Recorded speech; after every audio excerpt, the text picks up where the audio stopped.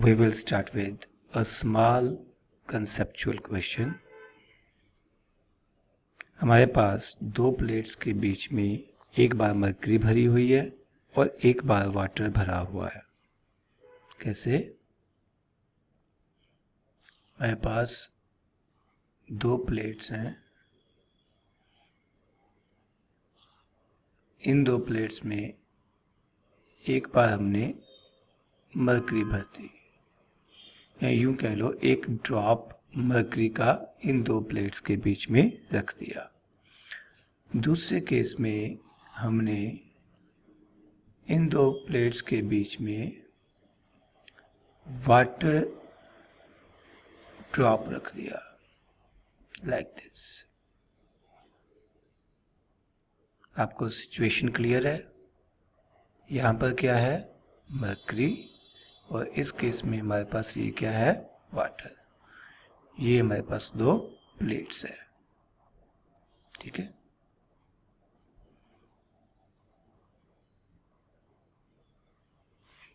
Now the question is, which of these plates experiences attractive force and which one will experience repulsive force? इन दोनों में से mercury या water किस case में attraction होगी और किस केस में रिपल्शन होगी? We will try to answer this question. You may try, you may think. Okay, पहले तो यहाँ पे ध्यान दो, मेनिस्कस की शेप या ड्रॉप जो हमने डाला उसने किस तरह की शेप ऑक्यूपाई करनी है। मेरे ख्याल से ये पॉइंट सबको क्लियर है। It is because of angle of contact. Mercury के केस में angle of contact 135 degree obtuse होता है और वाटर के केस में ये एक्यूट रहता है, अप्रॉक्सीमेटली 8 डिग्री। बहुत बार हम लोगों ने इसे 0 डिग्री भी यूज़ किया है। बट जो एक्सेस ऑफ प्रेशर है या प्रेशर डिफरेंस है उसका फॉर्मूला हम लोगों ने क्या कर रखा है? 2 सिग्मा बाय आर। ओके, अब वाटर के केस में ये excess of pressure liquid drop को या वाटर ड्रॉप को किस तरफ खींचेगा?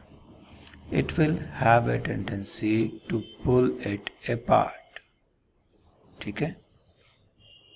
मीन्स इस केस में जो लिक्विड है वो बाहर को फैलने की कोशिश करेगा। अगर लिक्विड बाहर को फैलने की कोशिश करेगा तो ये प्लेट और तीसरी वाली प्लेट एक दूसरे के पास आएंगी, यानी कि ये दो प्लेट्स अट्रैक्टिव फोर्स एक्सपीरियंस करेंगी। आप इसको ऐसे भी समझ सकते हो कि लिक्विड स्प्रेड करने की कोशिश कर रहा है, इस केस में वाटर स्प्रेड करने की कोशिश कर रहा है, तो स्प्रेड करने की कोशिश कर रहा है तो प्लेट्स पास ही आएंगी। एंगल ऑफ कॉन्टैक्ट के टर्म में देखना हो तो आप ये कह सकते हो कि जो वाटर है वो कैपिलैरिटी एक्शन की वजह से राइज करने की कोशिश करेगा। अगर वो राइज करने की कोशिश करेगा तो भी दोनों प्लेट्स एक दूसरे के पास आएंगी। यानी दोनों ही मेथड से अगर हम समझें तो वाटर के केस में प्लेट्स एक दूसरे को अट्रैक्ट करेंगी।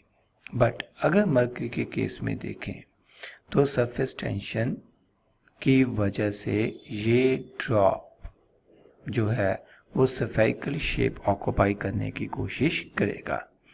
जब ये स्फेरिकल प्लेट ऑक्यूपाई करने की कोशिश करेगा तो प्लेट्स एक दूसरे से दूर जाएंगी। मतलब जैसे अभी ये यहाँ पर है तो it will have a tendency to occupy spherical shape, ऐसे कोशिश करेगा तो इसका मतलब ये प्लेट्स दूर जाने की कोशिश करेंगी। क्लियर जी? मीन्स मरकरी के केस में there will be repulsion as compare to attraction in case of water. It should be clear. Next, we have another concept, surface tension across a curved surface. देखो बेटा, हमने अभी तक surface tension और pressure difference के बीच में relation drive कर रखा है। किसके लिए? अगर हमारे पास एक स्फेरिकल ड्रॉप हो या एयर बबल हो या सोप बबल हो, इन तीनों के लिए हम लोगों ने मैथमेटिकली रिलेशन ड्राइव किया था। ड्रॉप के लिए प्रेशर डिफरेंस क्या था, 2 सिग्मा बाय आर।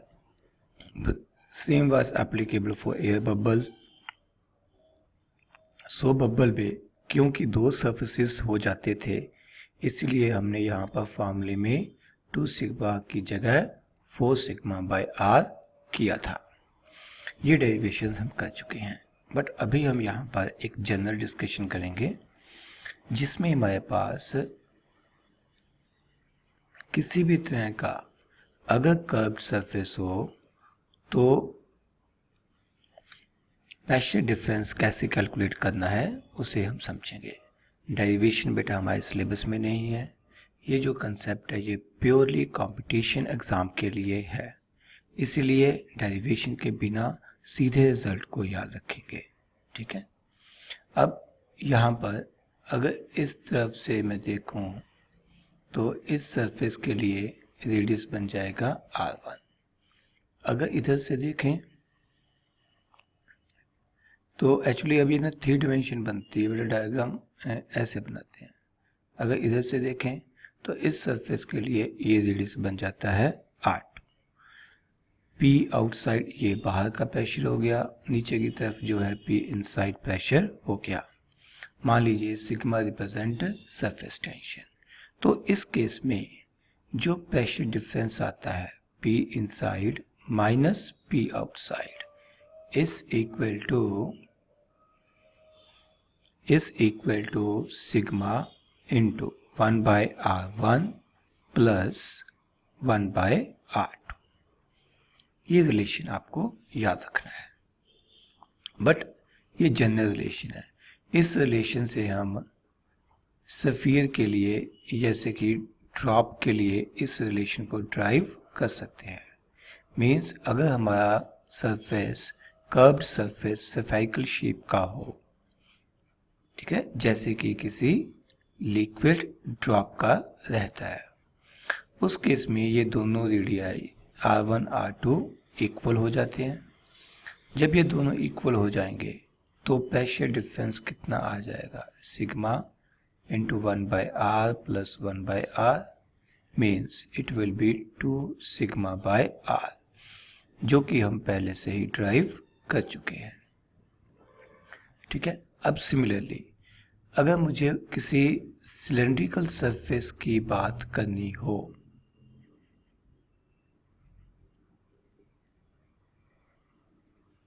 किसी सिलेंड्रिकल सरफेस की बात करनी हो तो मतलब सिलेंड्रिकल सरफेस कैसे होगा, समथिंग लाइक दिस। यहाँ पे ये लिक्विड भरा हुआ है, ठीक है, ये भी लिक्विड है,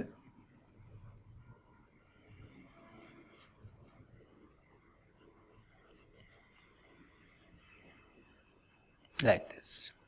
ठीक है, जैसे 2 प्लेट्स के बीच में हम वाटर भर दें, 2 लॉन्ग प्लेट्स के बीच में वाटर भर दें तो उसका मेनिस्कस कुछ ऐसा ही आएगा।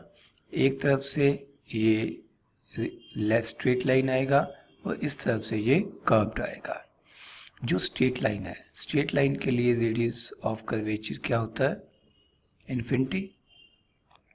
और इस साइड का रेडियस ऑफ कर्वेचर अगर मैं r मान लूँ तो मेरे पास r2 की वैल्यू कितनी हो गई, r। This means that in this case pressure difference will be given by sigma into 1 by r plus 1 by infinity. 1 by infinity is 0, तो हमारे पास आंसर क्या बचेगा, sigma by r।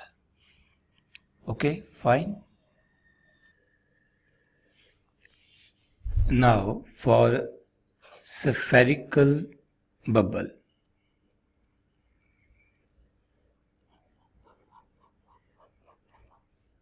we are talking about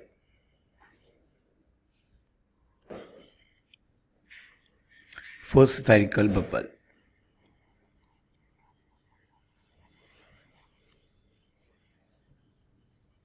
spherical bubble में liquid surface को exist करता है दोनों तरफ, बाहर भी और अंदर भी, यानी कि अंदर भी एयर है और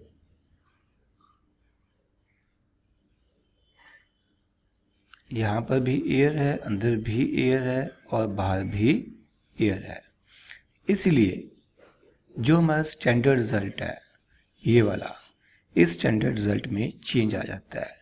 इस केस में जो प्रेशर डिफरेंस है इनसाइड एंड आउटसाइड, उसमें क्या चेंज आ जाता है, सिग्मा की जगह ये क्या बन जाता है, 2 sigma into 1/r1 plus 1/r2। ठीक है। जैसे फॉर एग्जांपल अगर मैं सो बबल की बात करूं, सो बबल जिसकी शेप कैसी रहती है, स्फेरिकल। स्फेरिकल सो बबल के लिए R1 R2 सेम रहेगा, जैसे कि हमने अभी अभी किया था, R1 R2 सेम होगा। अगर ये सेम है तो ये ट्वाइस हो जाएगा, 2 2 ज़ा 4, तो हमारे पास इसका मतलब जो प्रेशर डिफरेंस है वो कितना आ जाएगा, 4 सिग्मा बाय आर। वही रिलेशन है जो हमने पहले ड्राइव किया था। बेसिकली बेटा ये रिलेशन और ये रिलेशन तो हम पहले से ही ड्राइव कर चुके हैं। इस कंसेप्ट में मुझे आपको ये समझाना था कि अगर सिलेंड्रिकल सरफेस हो, अगर सिलेंड्रिकल सरफेस हो तो हमारे पास जो फार्मूला है वो सिग्मा बाय आर बनेगा। बस इसको याद रखना है, sigma by r represent pressure difference for cylindrical surface. Fine.